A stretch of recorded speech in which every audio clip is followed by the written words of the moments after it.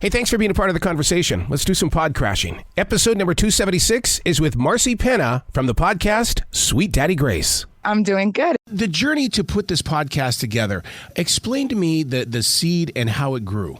Wow. Okay. Well, I mean, first of all, I don't know that it was really my idea. Daddy Grace is somebody who has been in my life and has been around my life for as long as I can remember. And I always found him to be, a fascinating, almost kind of scary, mystical creature. But my interest in him, grew increasingly over the years, especially once I realized that he was a figure that was beyond just the town that I was born and raised in. And so one day I was visiting.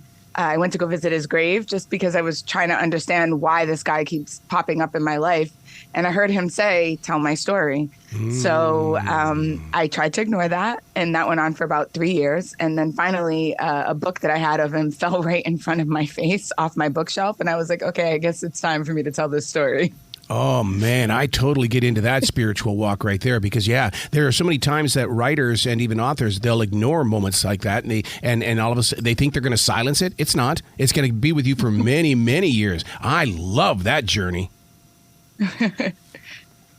So it was quite crazy, and I didn't anticipate it. To put it into words, though, because it's one thing to write it out. It's one thing to do a podcast, because I always believe that when you're podcasting, I can hear your pitch, volume, and tone. I can hear your inflection. In writing it and to plan for it, what voices did you hear? Yeah, writing was a little bit different because you're absolutely right. It's one thing the way that we talk. It's another thing the way that we write for somebody who's going to be reading your material. But in podcasting, it's a totally different approach. So I worked with a team. I had a great team. Shout out to them, Marissa Brown, Daryl Stewart. We worked with Darren Burnett, and the team was just phenomenal in helping me put it together and really drawing on, a lot of different voices, not just my own, but people who could speak to the times that Daddy Grace lived in, but also some people who knew him or people who were involved, a lot of periphery people, because of course he's been dead since 1960. Wow. But his legacy, though, began way before that, did it not? Yeah, no, it did. He came to the United States in 1904. And he actually came back and forth a few times before he decided to settle. And he started his church and the United House of Prayer. He started at first in West Wareham, Massachusetts. And, once he did that, he started the church in 1919, and then he wrote bylaws. So, his legacy is really one that has spanned not only the area that he grew up in, but around the country. He ended up with over 300 churches and millions of members of his church. So his journey and his legacy was something that did not die when he did. This was before there was a megachurch. He had a megachurch. He did. Yeah, I like to think of him as one of the forerunners or pioneers of a megachurch. Nobody kind of did it like Daddy Grace. He was a very eccentric character. He was really flamboyant. He would literally, when he would go to the bank, he would have his attendants roll out the red carpet for him. He would walk into the bank with bags of money. But people just adored him. He started out. He had a really interesting method. He understood marketing. He understood, how to get the word out. So he would have people, when he would go to different towns, he would have people go before him. They would drive in, a gospel car that had writing all over it that would let people know that he was coming to town. They would set up musicians on street corners. They would take out full-page ads in local newspapers and let people know he was going to be in town. So he started out with just tents, just revival tents, and people would come, and then he would do these massive baptisms in public spaces like lakes, rivers, oceans. In New York, he'd do them by fire hose. And, that was quite the spectacle. And so he must have been incredibly charismatic and powerful because people believed in him and they just followed him. Was he following the word of God by the Bible, or was it his interpretation of what was going on? No, he was definitely a man of the Bible. He knew his Bible. He was not, somebody who was running around just trying to steal people's money or, he wasn't a charlatan. He really did believe and for him, he was actually told to come to the United States. His hair caught on fire when he was in Cape Verde, West Africa. And he didn't want to come back here. And, you know, as he told it, God told him that if he didn't come to the United States, all of his hair would be gone. And he loved his hair. So, you know, he followed the Bible. He didn't drink. He didn't smoke. You know, there are some, I guess I don't want to call them allegations, but some stories, some whispers about him and women. But in terms of, you know, the life that he lived, he did live an upright life, and he did follow the word of God, and he believed in it, and he didn't try to make himself into, you know, Jesus or into God. He didn't say he was God. He simply said he was God's prophet. Yeah, I totally understand that part of it, because I'm part of a mega church, and, you know, and we're always called a cult. Did he ever go through anything like that? All the time. The time. I mean, if you look at some of the historical data, a lot of, you know, press covered him because he was so unique, and he didn't back down from a little bit of controversy. So if you look at, you know, the articles that were written in the New York Times or in Ebony or the LA Times, you know, people would say things like the cult leader. Yeah. And, you know, even people in my own family, a lot of people distanced themselves from him because they didn't want to be associated with that. And they thought that, you know, he wasn't really a man of God. And, you know, I would imagine that must have been a difficult path for him, but he always looked above it and just continued to, you know, to do the work that he felt that he was called to do. You know, it's really interesting. First of all, the name of the podcast is Sweet Daddy Grace. You can hear it on iHeartRadio. One of the things that fascinates me about this, and Stephen Furtick talks about this a lot, when you're in charge of, let's say, 300 churches, like you said, the energy that he must give off, who's giving it back to him, if you know what I mean? Because when you're spreading that word up there on a Sunday or a Monday night, and it's got to come back into you somehow, some way. Yeah, you know, one of the things that I was trying to do with this podcast was uncover who he was as a person. Yeah. The public persona is, you know, that's what everybody knew. But who was there for him, you know, when he was home by himself? And, you know, from what I can gather, he did pour out a lot of energy. When he first started out, he used to do a lot of healing. He did a lot of laying hands on people. But he stopped doing that over the years because it was draining. Yes. It was really draining, and people were, you know, sucking the life out of him. So for him, I think he really got his strength from the church. I think the energy that he gave out, they gave it back to him. The love, the adoration. He did have, you know, some of his family was really close to him. He had a couple of sisters who worked with him, a couple of nephews and nieces that worked closely with him. But really, his family, his inspiration, his, you know, who gave him energy were the church members, his elders, and all the people that, you know, he was surrounded by on a daily basis. Yeah, because when you deal with a church, there's going to be emotional vampires, and you've got to surround yourself. Now, writing is one of my ways of picking myself back up again. Did he leave any journals behind? You know, he didn't leave any journals, but he did write to his congregation. So even today, the Bishop of the United House of Prayer for All People still continues this practice where they write a weekly letter to their congregants. So I do have a book. It was given to me by one of my cousins that is not a public book. It was published by the church. And that's a list of a collection, I should say, of all of his writings that he did to the church. So he didn't write a memoir, which I really wish that he had, but he didn't, you know, but that gave a little bit of insight into who he was and how he thought and, you know, what was important to him. He also was a musician. I think that's also, I think that's another way that he got energy. He played the piano, and he did so for a very long time until his fingernails became too long for him to hit the keys. So I think that creative outlet, you know, they said that he wrote music. I think that we can glean a little bit about who he is through those writings and through those recordings. Speaking of music, when you were putting the podcast together, or when you go in that studio, are you listening to music beforehand? Because there seems to be, with the way you speak and the way you share the story, there's kind of a melodic kind of a vibe to it. Well, I mean, I'm a music person by trade. I'm a DJ, and I'm also an ethnomusicologist. So music is my first love, and it was really important to me because I knew it was important to Daddy Grace also. That music, you know, that was one of the ways that he really touched and was able to connect with his congregants, with people in general, was through the music. So I knew that music was a central component of his mission and of the entire church. So I wanted to make sure that that was weaved throughout.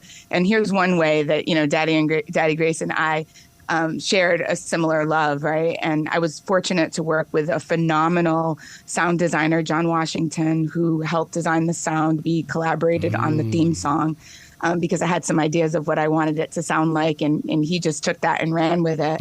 And then we also, yeah, he did. And then we also collaborated with a Cape Verdean musician who's based in Portugal, Enrique Silva, and he created scoring that brought us back to Daddy Grace's, childhood and his ancestral home and his cultural music. So music played a central role in this podcast. It really did. Did you have to get permission from the church to be able to do this?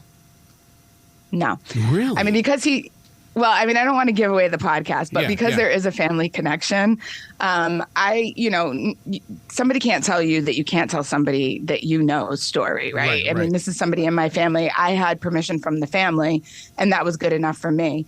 But I will say that the church, because the podcast is not about the church, it's about him. Right. But of course, the church, it features largely because it was it was his life's work. But I did run into some challenges there because although I went to many of the churches, Charlotte is one of the biggest congregations. I spent a couple of trips down there. I went to South Carolina. Yeah. I went to Harlem. I went to Newark. I went to Massachusetts. So I did spend time getting to know members, but nobody would go on record. Like nobody would allow me to record them. And that was frustrating. And I kept kind of saying to them, why not? If you guys don't tell your own story, people are just going to continue to think that you are a cult and that you're hiding something. Mm-hmm. And this is an incredible story. I mean, like millions of people have benefited from this church because Daddy Grace wasn't just about, the church. He was also about teaching people cooperative economics and how to build better lives for themselves. So the influence is really wide. And I feel that it's important that they tell their story, but they didn't want to go on record. But you're so right about that, because when you share the story, that to me is community. And when you take that community, you reach beyond the four walls of the church. And it really does sound like that's what this church is all about in the way, because I'm here in Charlotte. I mean, I know what the impact is. And you come, you have been here and everything like that. You know what it's like to be in the Bible Belt and how serious they take the word. Yes, they do. And, it's a community. It's not just, a house that you go to on a Sunday and, pray or talk about your ills No, it's a real community. I mean, people's lives are built around this church. It's generational. They marry other people who are church members. They work together. People have built businesses together. People have learned how to build businesses through the church structure. And, that's really, really, really powerful. We often talk about, the ways in which education, things like that people advance themselves. But people don't often look at these church structures and see how building community in this kind of way is another path to success and is another path to, really changing your life. Did he have a love for the land? And the reason why I bring that up is because a coffee farm in Brazil, a chicken farm in Cuba, that to me, both of those serve the earth as well. And, great Mother Earth, is so giving as well. Well, I think as somebody who was Cape Verdean, for those that are not familiar with it, it's a place that has a lot of agricultural challenges to it. There are times where we've had great drought where it didn't rain for 10 or 20 years. And so food has been a central theme for all Cape Verdeans. A lot of people have died of starvation. So I do think that Daddy Grace, we have a saying called pé no chão, which means like your foot is on the ground. And Cape Verdeans in general are very rooted in the earth because it's so essential for survival.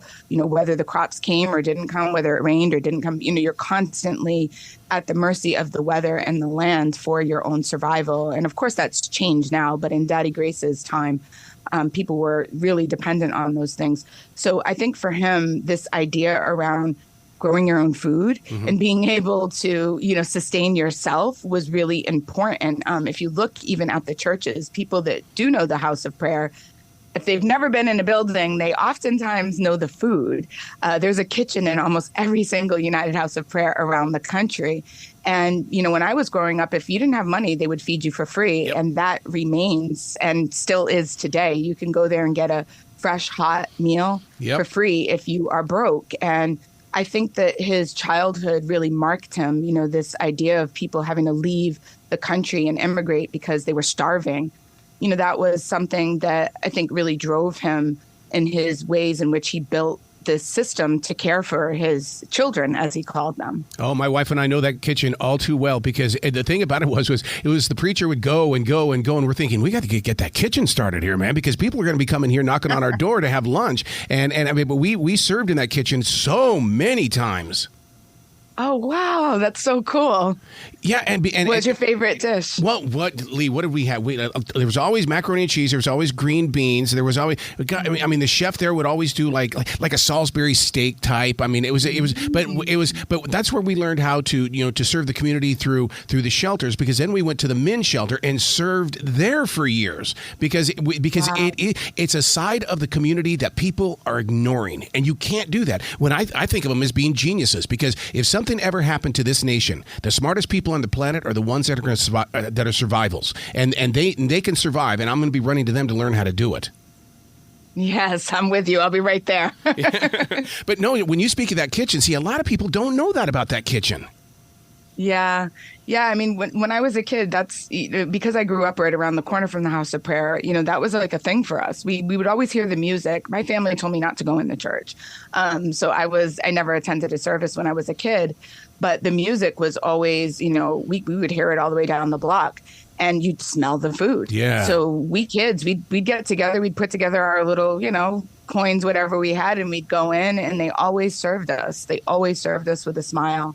And so, it was nourishment, not just for the body, but also for the soul. It is, yep. And I think, Daddy Grace really understood that. He really understood that was one way to get to people and to appeal to their spiritual nature. Create the conversation. I'm going to provide the place. Just get that conversation started. Yes. So what have you personally learned from this? Because really, you're going back to the origin. You're going back to a time in history and his journey up to 1960 that none of us know because they don't preach it. And that's the thing about it. I just wish that we could learn from those that were there during the hardest times. I mean, look at depression that he grew through and the rebuilding of the nation. Yeah, I mean, it really was a difficult time. And, we oftentimes, especially during the pandemic and after the pandemic, we look at life and we're like, oh, this is the worst time in human history. Right. But when you look back and you see all of the things that people have gone through before us, you realize that we actually kind of have it somewhat easier in some ways. So, for me, this entire journey was way more emotional than I ever anticipated. Mm-hmm. I thought this was going to be easy. I thought I already knew everything. But it turned out that I didn't know everything. It turned out that I learned a lot. It turned out that I had to confront my own sort of anxiety around exposing myself and my spiritual side, which is, something very private. So this was about my family also. So I had to expose my family. We had to talk about secrets. There were a lot of things that I just, out of respect for people, I couldn't put in the podcast because I don't want to put all of their business out there. But, it was, as I said, it was much more intense than I anticipated. And what I learned most of all, just from a general sense, is that people, especially people from the previous generations, didn't talk about their past. They didn't talk about their stories. They didn't share.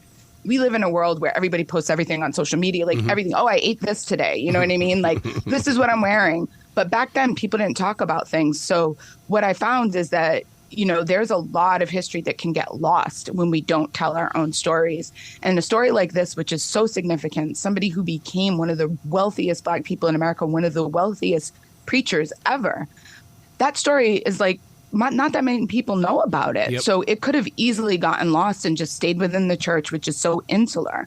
So the biggest lesson for me is that you have to tell your own story, if not for your own for your own family, your own legacy, but definitely for the world. And if you've done something great, if you don't toot your own horn about it, nobody will. My mantra has always been, share your story or someone will write it for you. I live by that every single day. You've got to come back to this show anytime in the future. I love your voice. I love the way that you're reaching out and you're teaching a generation that needs to know.